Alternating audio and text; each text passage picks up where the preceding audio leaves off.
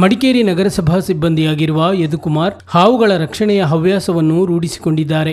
ಸುಮಾರು 500ಕ್ಕೂ ಹೆಚ್ಚು ಹಾವುಗಳನ್ನು ರಕ್ಷಿಸಿ ಕಾಡಿಗೆ ಬಿಟ್ಟಿರುವ ಯದುಕುಮಾರ್ ಇತ್ತೀಚಿನ ದಿನಗಳಲ್ಲಿ ಅತ್ಯಂತ ಹೆಚ್ಚಿನ ಸಂಖ್ಯೆಯ ಉರಗಗಳನ್ನು ಸೆರೆ ಹಿಡಿದಿದ್ದಾರೆ.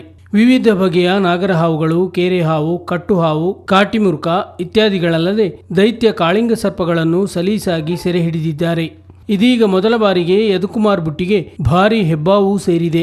ಗಾಳಿಬೀಡು ಬಳಿಯ ಒಣಚಲಿನಲ್ಲಿ ಕರ್ಕನ ಮನೋಜ್ ಎಂಬುವರ ತೋಟದಲ್ಲಿ ಪತ್ತೆಯಾದ ಅಂದಾಜು 10 ಅಡಿ ಉದ್ದದ ದೈತ್ಯ ಹೆಬ್ಬಾವನ್ನು ಯದುಕುಮಾರ್ ರಕ್ಷಿಸಿದ್ದಾರೆ. ಹೆಬ್ಬಾವನ್ನು ಅರಣ್ಯ ಸಿಬ್ಬಂದಿಗಳ ಸುಪರ್ದಿಗೆ ವಹಿಸಲಾಗಿದ್ದು, ಬಳಿಕ ಒಣಚಲು ಅರಣ್ಯ ಪ್ರದೇಶಕ್ಕೆ ಬಿಡಲಾಯಿತು ಎಂದು ಯದುಕುಮಾರ್ ತಿಳಿಸಿದ್ದಾರೆ.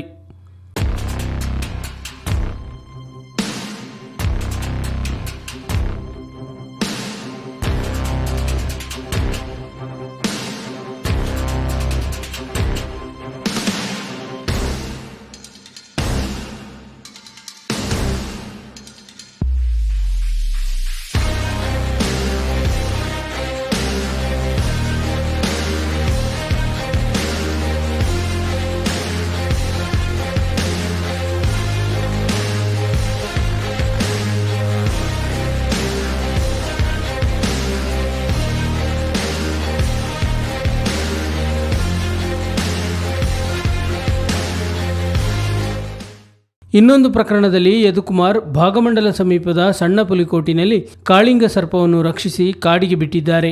ಗ್ರಾಮದ ಭಗವತಿ ಮಂದತಿರುಕೆ ದೇವಾಲಯದ ಅರ್ಚಕರ ಮನೆಯ ಹಿಂಭಾಗ ಕಾಳಿಂಗ ಪತ್ತೆಯಾಗಿತ್ತು.